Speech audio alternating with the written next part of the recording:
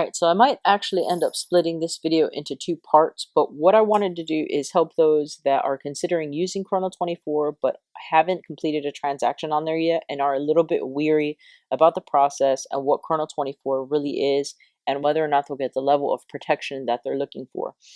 As most of you will know, I did purchase my JLC Reverso Squadra via Chrono24, so I just wanted to give you guys a little bit of background, pertinent information regarding Chrono24 and some of my thoughts in addition to how you can do a little legwork yourself to help you feel a little bit more comfortable and confident in your purchase. The main thing with Chrono24 is that very similar to eBay, it allows the international sale of watches. There are a couple of different ways that Chrono24 tries to make you comfortable engaging in those transactions. One of those things is that it provides a trusted seller seal, which means that the dealer's identity has been verified and they've agreed to the trusted seller guidelines, which also include not selling fake watches. Now, it also means that they've been active for 6 months without unresolved disputes, but the key word here is that they are unresolved. It doesn't necessarily disclose whether the dispute was positive or negative for the seller or the buyer. Now, the trusted seller seal also means that those sellers are monitored and can lose their trusted seller seal if they're found to break any of the rules in the agreed upon trusted seller guidelines. Now, Chrono24 does investigate disputes between the seller and the buyer, but they cannot and do not guarantee the authenticity of any goods sold with the trusted seller seal. Now, Chrono24 also provides the trusted checkout for those dealers that opt to use it. That means a dealer has to opt to use Chrono24's trusted checkout process. The transaction is handled via Chrono24, who would also coordinate the return of the item if you needed reimbursement. Now, this is really just in place to make sure that sellers get their money and that something's actually sent out to you. It doesn't make any other guarantees, rather just provides a uniform process for checking out, regardless of the country of the seller and the buyer. Most of the sellers on Chrono24 are in fact dealers, some exclusively online and others that also have brick and mortar stores. Now, in order to be a private seller, so for example, me wanting to list a watch on Chrono24, there is in fact a criteria in order for me to do that, which does in fact include taking 2 pictures of my watch at a specific time, which would have been determined by Chrono24, in order to prove that the watch is in fact in my possession. So the next question is, why would somebody use this over eBay? Now, Chrono24 charges 3.8% on private sellers, with a minimum of $5 up to a maximum of $299, regardless of the selling price of your particular watch. Now, for dealers specifically, there are various packages that can also result in monthly fees or annual fees, depending on what the seller opted to go with. Now, the other nice thing about Chrono24 is that it will give you your money back for the listing if it's not sold within 6 months. All right, so the one example that we're going to use for this video is the Tudor Black Bay Red listing.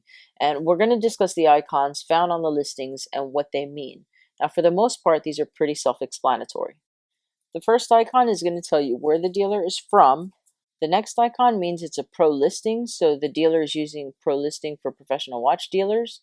If that crown is gold, it means they have the premium seller package and it's only available for trusted sellers who use Chrono24 regularly. The next icon will tell you how long they've been a trusted seller for Chrono24.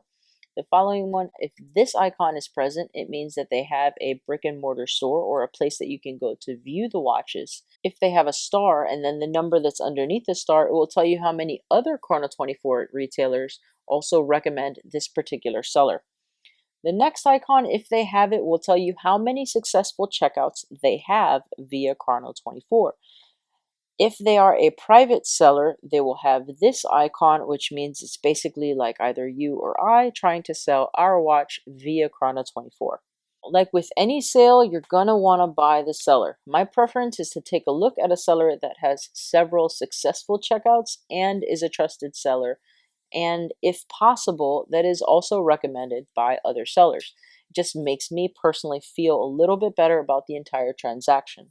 Now, if they have a brick and mortar store, I will hop on Google Maps and check it out, and I'll get into that a little bit later.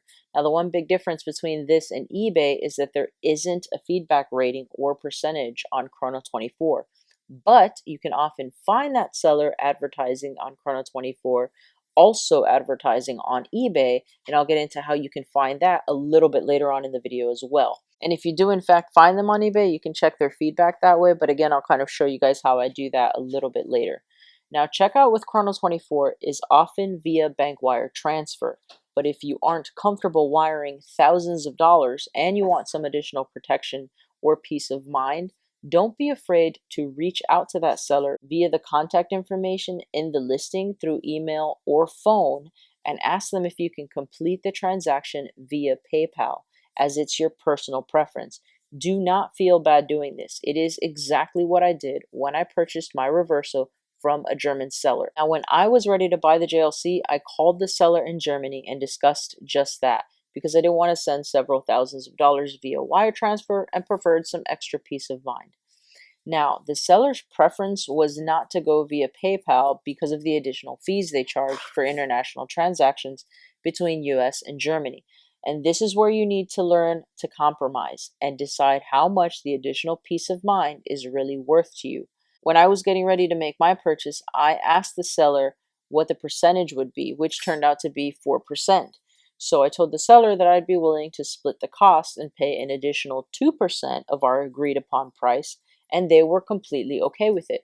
Now, if I'm completely honest, I would have paid the whole 4% difference if I needed to, but I was happy that they agreed to do the split.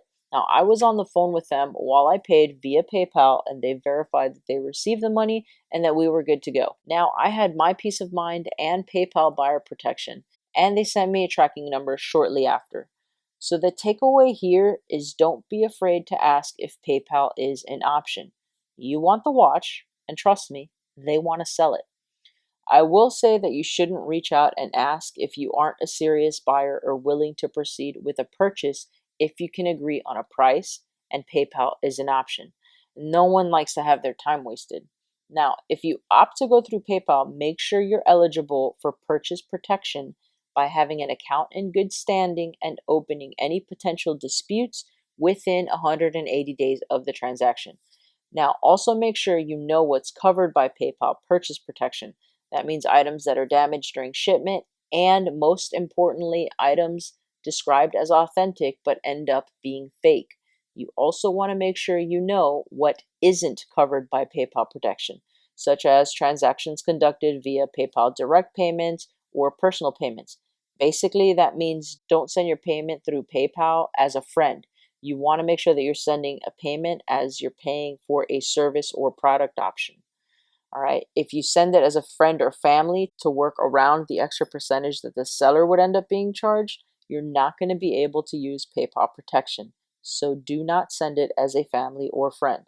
Now, PayPal will reimburse you for the full purchase price without a cap on coverage if they find in your favor once you file the dispute.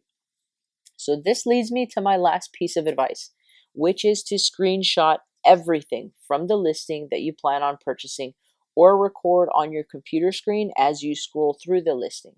Now, Quick Player will allow you to record your screen, which is what I'm using to record this video, so you can scroll through the listing and verify everything that's on there. You want to have the proof of the original listing and the description to provide to PayPal when you're asked to do so. Now, if you complete the payment via a credit card linked through PayPal, you also have the protection provided by your credit card company.